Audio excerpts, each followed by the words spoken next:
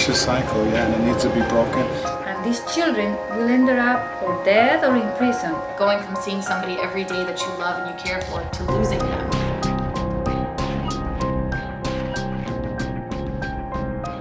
I think it's a big, how do you say, empowerment for them, because when they come to our class, they don't even look at you. They just cry and they complain. The children, they are not doing good, they don't behave, I don't know what to do, they don't come to class, they're doing drugs, I found a pipe at the bedroom, a lot of big issues. And then I think they benefit because when they finish their classes, not even when they finish, during the classes, the 15 weeks that we have, they get to gain control of the household.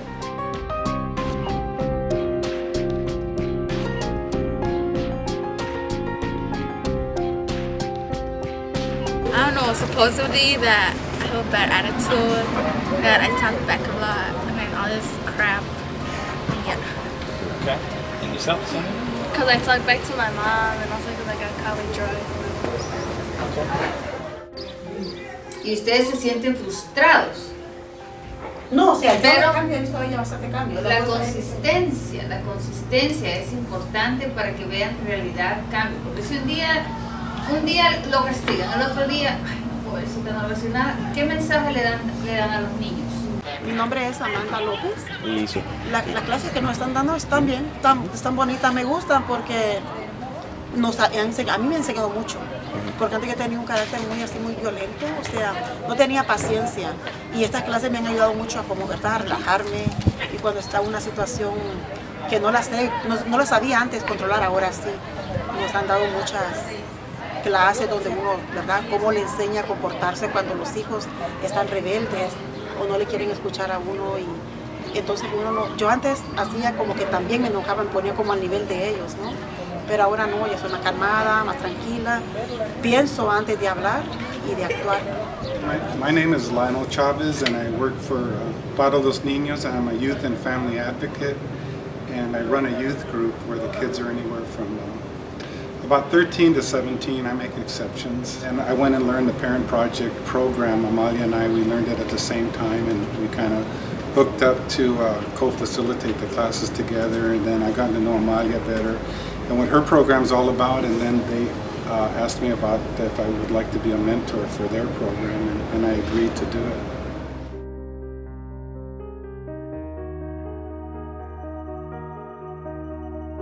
Mentoring program, it's called CHIP. It's Children of Incarcerated Parents.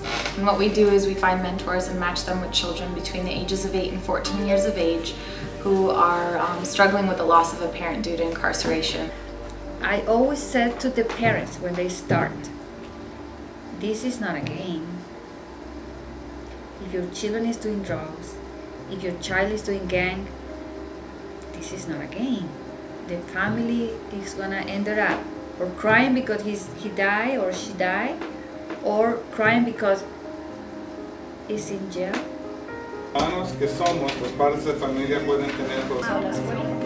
Vamos a seguir.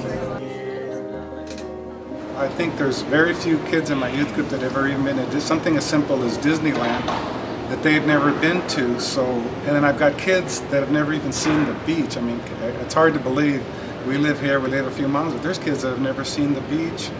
Some have never been to movies, and I really enjoy getting kids out to explore around their own neighborhood and kind of get out of the neighborhood. It's about, well, we're here to talk about what are we here for and why they put us in there, and to make us change, make good choices.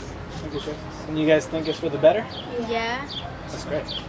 I think, like I said earlier, most of the children are struggling with the loss of somebody really close to them. And something that I learned in a lot of the retreats that I've gone to, a lot of the trainings I've gotten from this organization, is that children experience trauma a lot more strongly than adults do, than we do.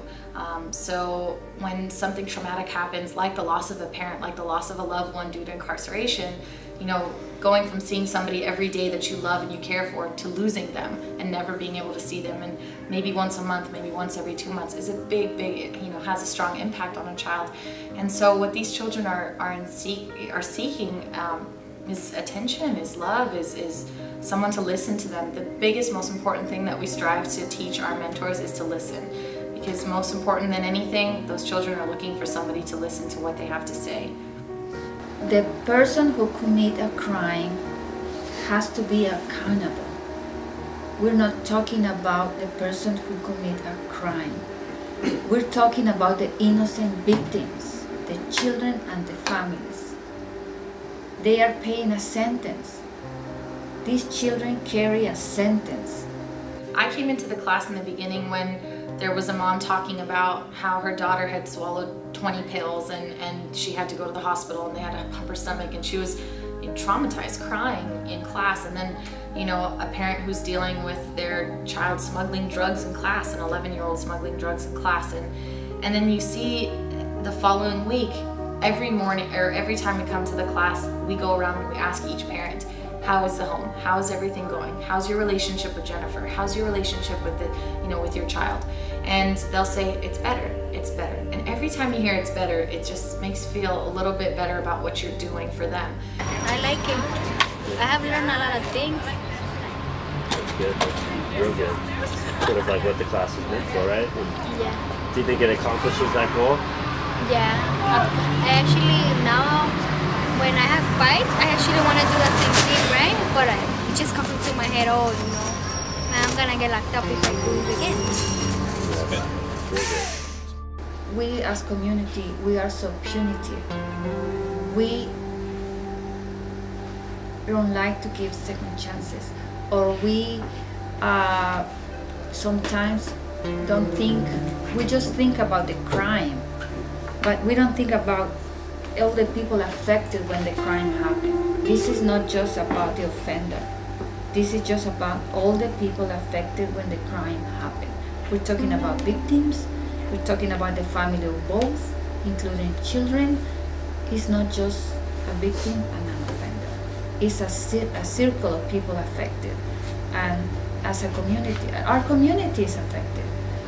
And we have to change that, way of thinking. This is about us. This is not about them, because these children are part of our community. If they don't behave, the community is affected. It's been a humbling experience. It makes you really understand. I mean, I thought I came from a rough background.